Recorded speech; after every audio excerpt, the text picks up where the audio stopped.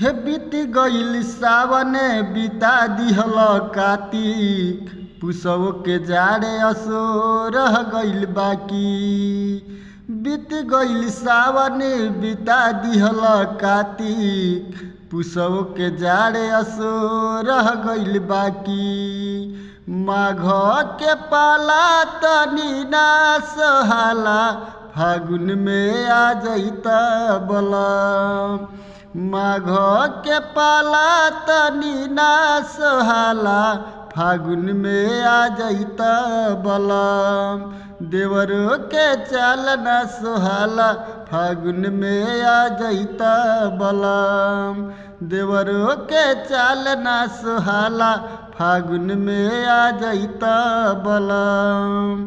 बीत गईल सावन बिता दिहल कार्तिक पुसव के जाड़े असो रह गईल बाकी।